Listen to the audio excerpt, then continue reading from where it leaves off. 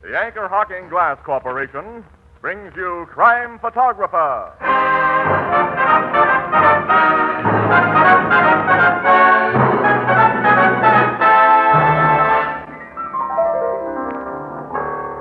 You know, Ethelbert, you and I have a good chance to be famous. How's that, Casey? Well, I figure if a man's known by the company he keeps, Yeah? then he ought to be known by the company that keeps him. That makes sense. And the company that keeps us is...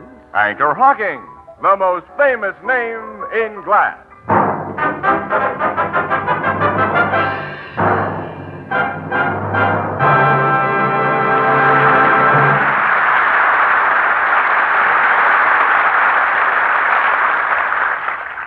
Good evening, ladies and gentlemen. This is Tony Marvin.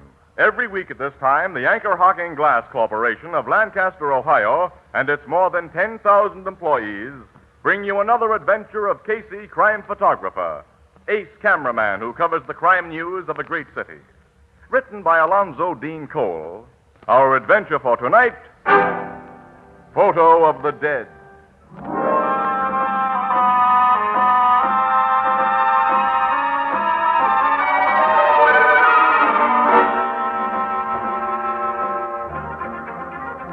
9 o'clock in the evening, the big, untidy photographer's room of the Morning Express. The door opens, and Ann Williams.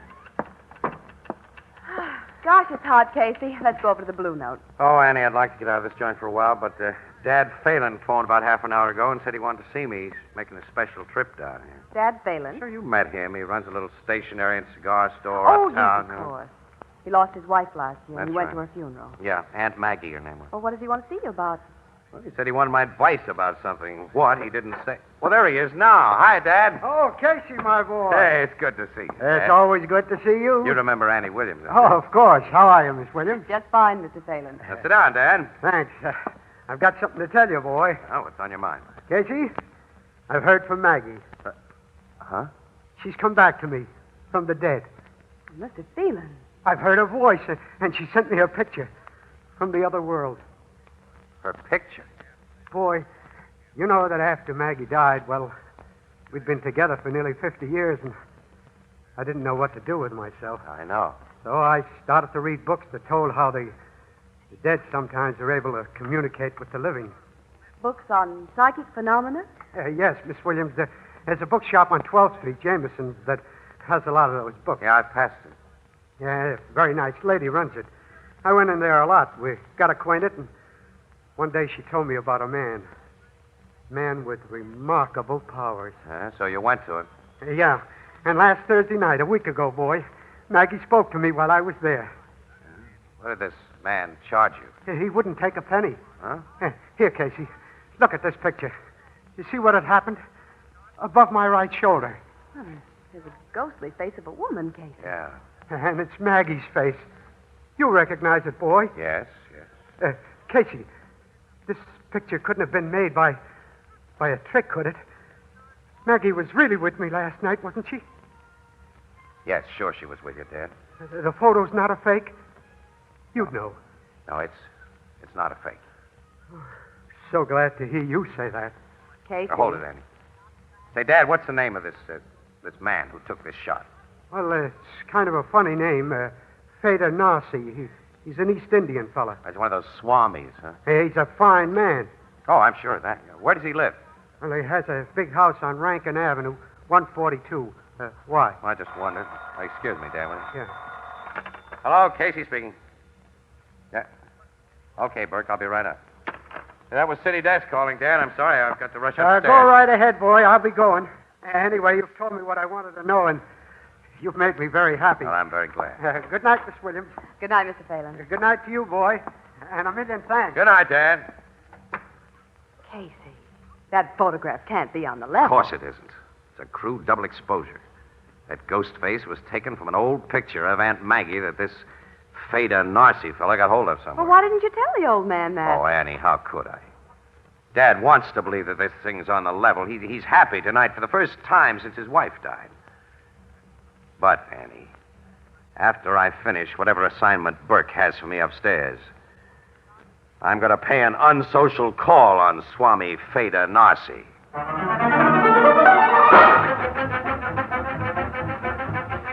Oh, hey, Bert, what do you mean? You're sending me out of town tonight? That's what I said, Casey. I just had our Detroit correspondent on the phone. He tells me a honey of a murder broke out there.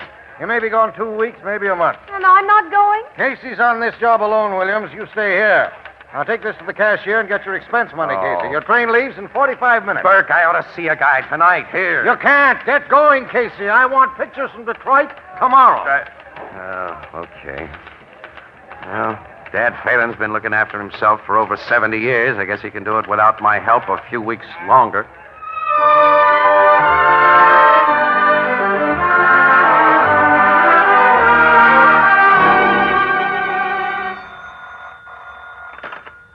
Hello. Miss Williams? Yes. This is long distance. I have your call through to Detroit. Oh, thank you. Go ahead, please. Hello? Hello, Casey. Annie, gee, it's great to hear your voice. Anyway, what's up? Look, something's happened that we think you ought to know about. What? I'm at police headquarters with Captain Logan.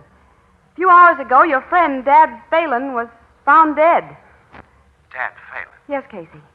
And Captain Logan thinks that Swami Feda Nazi was responsible for his death.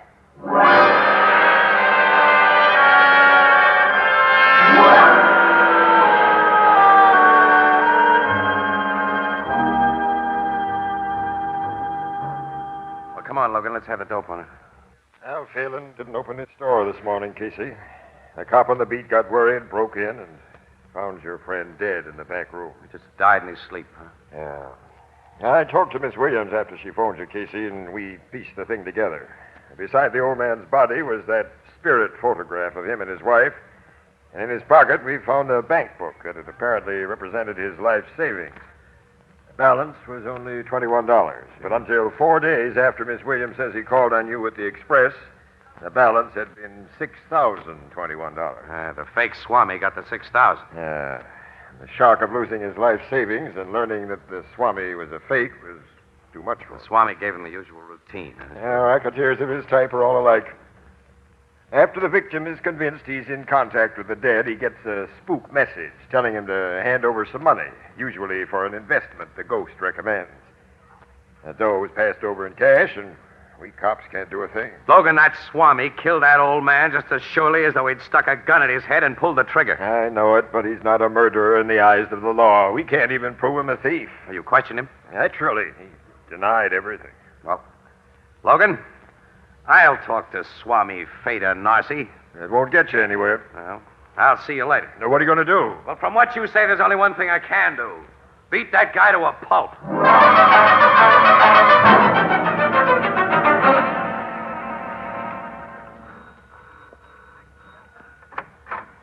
Good afternoon. Are you Feda Narsi? No, sir. Oh, just a servant, eh? Yes, Well, I want to see your boss.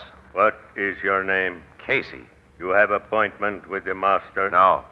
Veda Narsi received no visitor except by appointment. Will you receive me, big guy? Get out of my way. Wait. Nobody pass Lucky. Lucky, Yes, master. I will see the gentleman for a moment. What is it you wish, Mr. Casey? So, you... I am Feda Nasi. What do you wish? Hasn't your crystal ball told you? As the police have made some baseless insinuations that cannot be proven, I imagine you are about to do something equally foolish.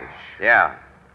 I'm going to knock that grin off your face and your teeth along with it. Lucky. Yes, sir. Take your hands off of me. Let me go, will you? Lucky, my devoted servant, is a Senegalese. That- They are noted for their skill in fighting. Lucky, teach Mr. Casey that it will be very unwise for him to trouble us again. It will be a pleasure, sir. Splendid, Lucky. Now pick Mr. Casey up from where he's fallen and throw him out the door.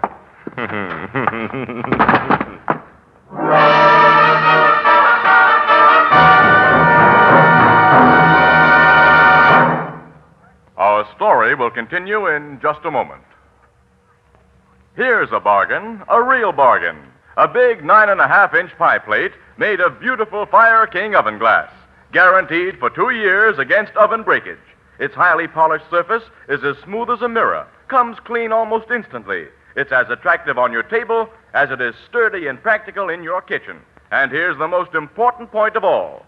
This new kind of Fire King pie plate practically assures results every time. Its pale blue glass absorbs oven heat so evenly that your pies bake all the way through. The crust is light and flaky with no danger of scorching. Now, to get this new pie plate, it's not necessary to sit down and write a letter. Simply go to your favorite 5 and 10 cent store or any other store selling household glass and ask for the special Fire King oven glass pie plate being offered over the air at 25 cents, or slightly more in distant cities. Remember the name, Fire King oven glass. This new Fire King oven glass pie plate is a product of Anchor Hocking, the most famous name in glass.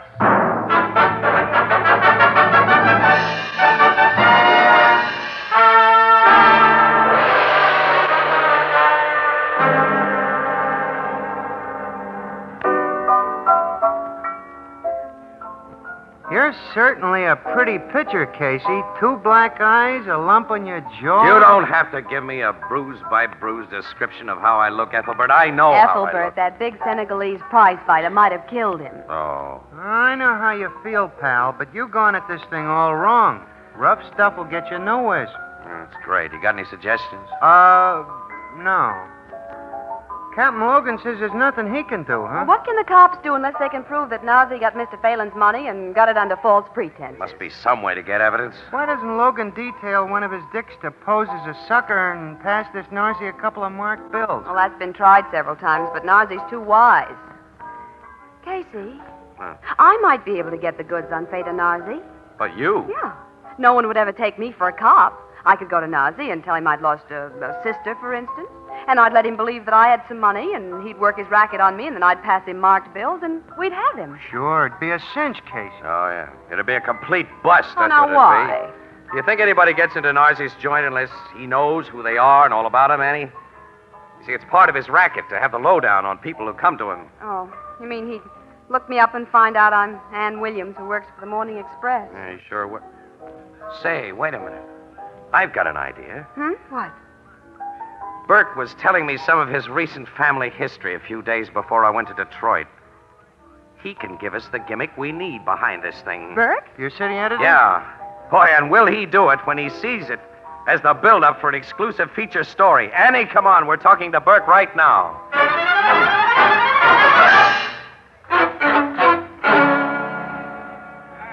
You're right, Casey. It's a natural. Williams, you'll check into an uptown hotel here tomorrow night as Marilyn Phillips of Portland, Oregon. Which is the real name and home address of your wife's first cousin, right? Yes, as Casey remembered my telling him, Marilyn lost her mother several months ago. Where's Miss Phillips now, though, Burke? Traveling in Mexico, so that'll be all right. She's about your size and coloring, Williams. I'll have my wife tell you enough about Marilyn Phillips tonight so that you can borrow her identity without any chance of a slip-up. When this Fada Narcy checks her, he'll think you're the real McCoy. Well, how'll I get to Nazi? I can't just walk up to his front You door. get to him the same way Dad Phelan did. You go to Jameson's occult bookshop and become a steady customer.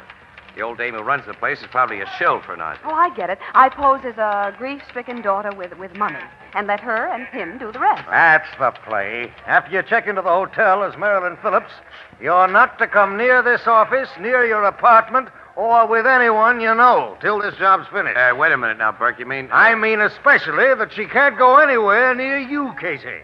That'd give the whole show away.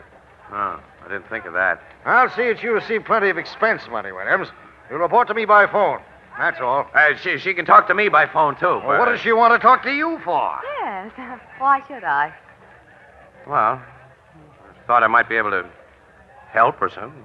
Burke will attend to everything. Sure, Casey. I'll attend to everything. Oh, that's just swell.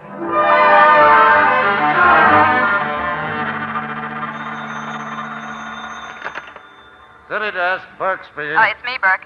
I'm getting acquainted with Mrs. Jameson, but she hasn't suggested I see our man yet. You've only been on the job 10 days. This'll take time. Stick with it.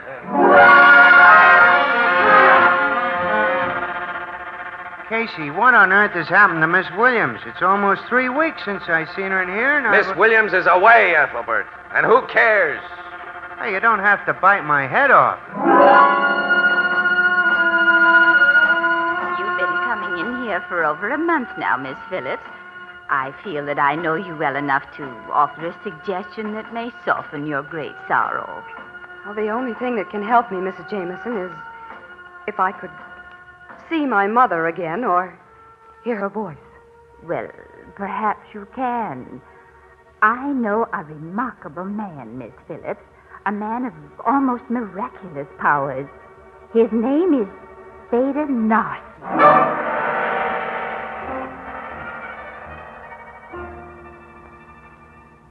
Sit down, Miss Phillips. Thank you. I see things in the crystal ball. I see a lady there whom you loved very dearly.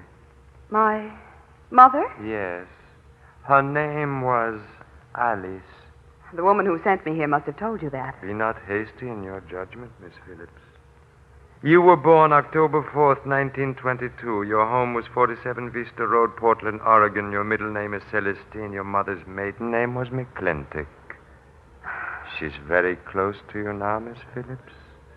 Very close. Can you make me see her, Swami? Or hear her voice? Later, perhaps. Come to me on Thursday next. In the meantime, I will pray that the one you love beyond the veil will speak to you and give you comfort. Go now. I'm very weary. Yes, Swami. How much do I owe you? Oh, me? Oh, my dear child, I make no charge for my services, ever. My mission in life is to serve mankind.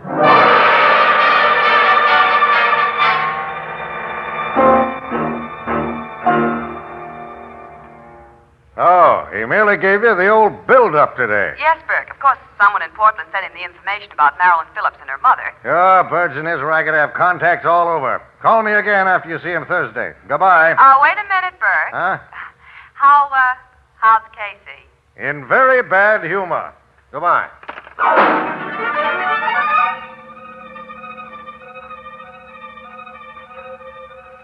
Sit very still, Miss Phillips.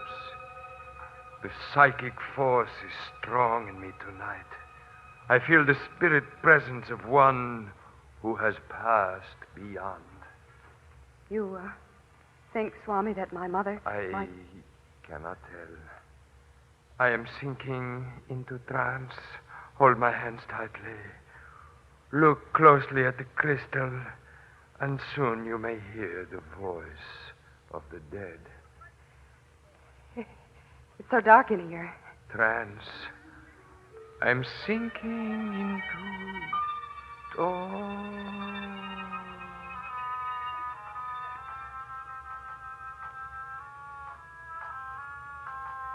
Swami, what? That knocking. Something's knocking on the table, Swami, and it isn't you. Oh, that music. Where's it coming from? I'm afraid, Swami. I'm afraid. Have no fear, my daughter. That voice. It is your mother's, darling. Mother? I'm with you, Marilyn, here. This good man has helped me make the journey from the land beyond to bring you comfort. I can't see you, Mother. I have more to tell you, my dear. Now the force is growing weak. Trust this good man. Trust Theda Narcy, and I will come to you again through him. Come again, and I will have more to tell you. Oh. Swami Narcy. Swami Narcy. What? Was it a success, Miss Phillips? Oh, you don't know what happened? I was in trance. I never know. My mother talked to me. She said that she had more to tell me. We shall assist her then. Come to me next Wednesday.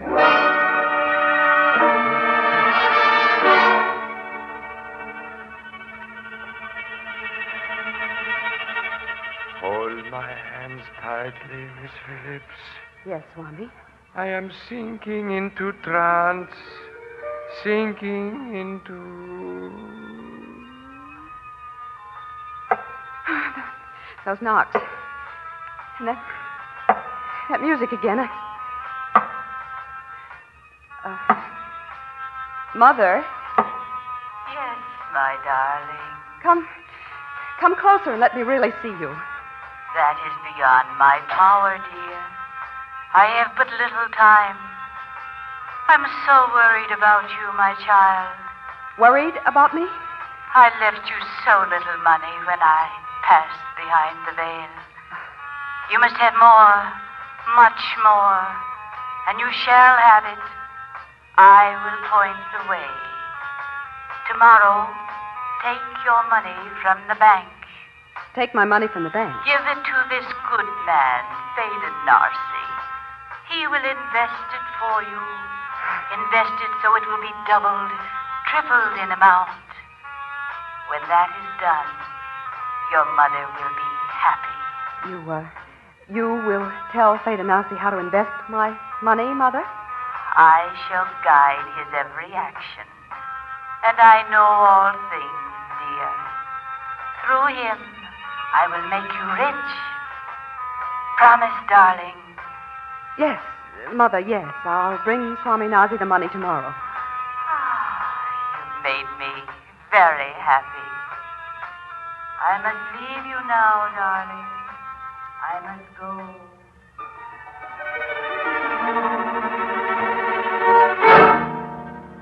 So, then the ghost voice faded out, huh? Yes, Burke. And when Nazi snapped out of his trance, I told him I'd bring him $10,000 that Mother left me at 9 o'clock tomorrow morning. I'll send you the money by messenger. Call me when you get it, and we'll check on the final plan. Okay, Burke. Goodbye. Well, Casey, tomorrow night will be the payout. Yeah? Cops will be posted around the house before Williams goes in. When she comes out, the cops will take it as a signal, close in, get the Swami with those marked bills in his possession, and that's that. There's also going to be a witness when that money is passed. Who? Me. Why, you're the last guy in the world who could get into that house. I've been casing that joint, Burke. There's a big window in Narcy's chamber with a strong trellis leading up to it. The window is painted black inside, but if Anne can get it open just a few inches... You could see and hear what's going on. And I can take a picture of Anne giving that rat the dough. I'll use an infrared bulb that shows no glare. It'll make a swell shot for the paper. And for evidence in court, will you tell Anne to get that window open? I certainly will. Leave it to Williams. She'll get it open somehow.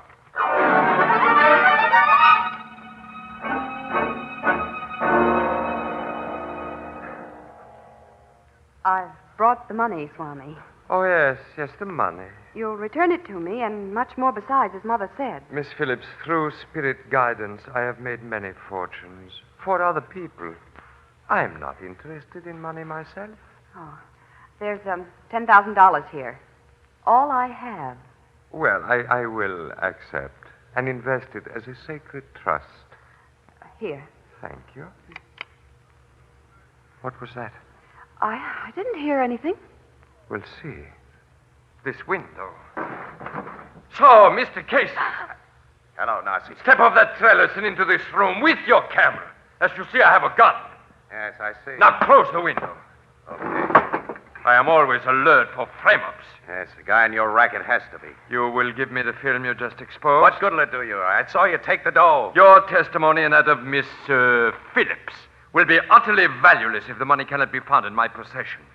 It's quite obvious that I have been given marked bills, but they're easily destroyed. Casey, if he destroys the papers $10,000, I'll have to pay it back. I'll be in debt the rest of my life. He won't destroy it. Don't move, Mr. Casey. I shoot.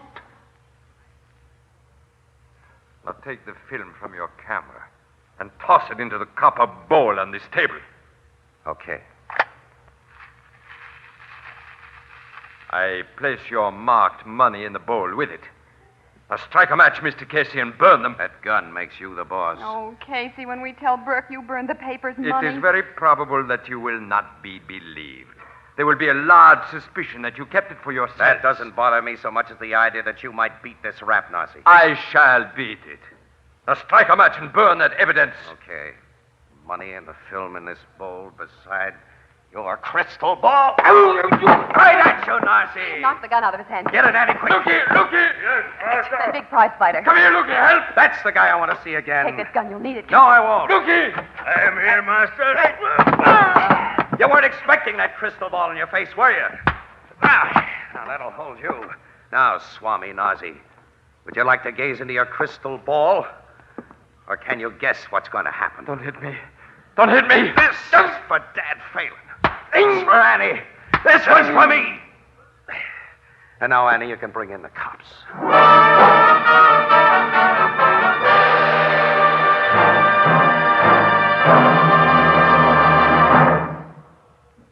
We'll join the crowd at the Blue Note in just a moment. No wonder the new Anchor Glass one-way, no-deposit bottle is sweeping America. Think of all the extras it brings you at no extra cost. Extra number 1. It requires no deposit, no bother with pennies. Extra number 2. You don't have to return it. No trouble with empties. Extra number 3. It's light as a feather, easy to carry, unnatural for picnics. Extra number 4. It's sturdy and compact. Saves space in the icebox. Extra number 5. It's easy to open, safe to drink from. Extra number 6. It's at home on any table. Extra number 7. And, brother, what flavor, that true brewery flavor that only glass can bring you. Yes, here's the bottle that makes beer and ale easy to enjoy. The Anchor Glass one-way, no-deposit bottle. For flavor that's brewery bright, demand beer in bottles. For safety and convenience, demand your favorite brand in the new Anchor Glass one-way, no-deposit bottle. Product of Anchor Hocking. The most famous name in glass.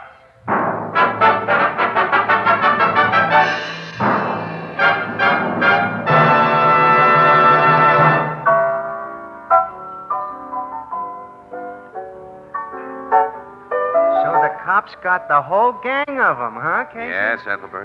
Including Mrs. Jameson, the dame who also impersonated Narzi's spook. That's swell, Miss Williams. And it's swell to see you around here again. I've missed you since you've been away on that case. Oh, thanks, Ethelbert. Yeah, that's right. We've all... say, Annie, it's kind of a nice night. How about you and me taking a walk? Why? Well, just because it's kind of a nice night. So long, Ethelbert. So long, Ethelbert. So long, so long. As my sister Edna says, quote, absence makes the brain grow dumber. And a walk on a nice night may be dangerous business for an unmarried bachelor. Unquote.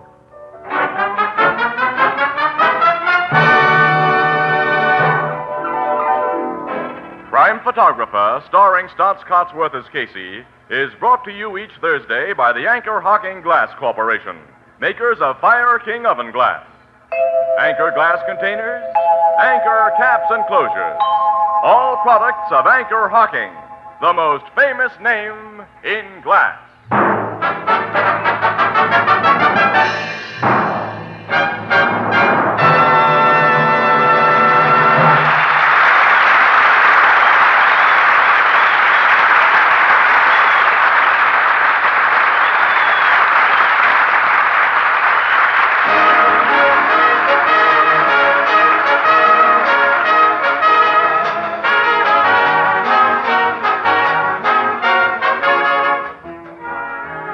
Photographer is directed by John Dietz.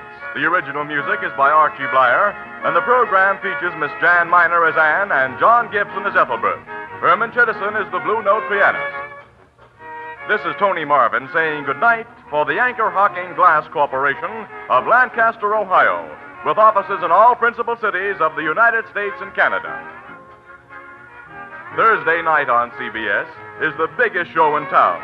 So stay tuned for exciting dramatizations on Reader's Digest Radio Edition, which follows immediately over most of these stations.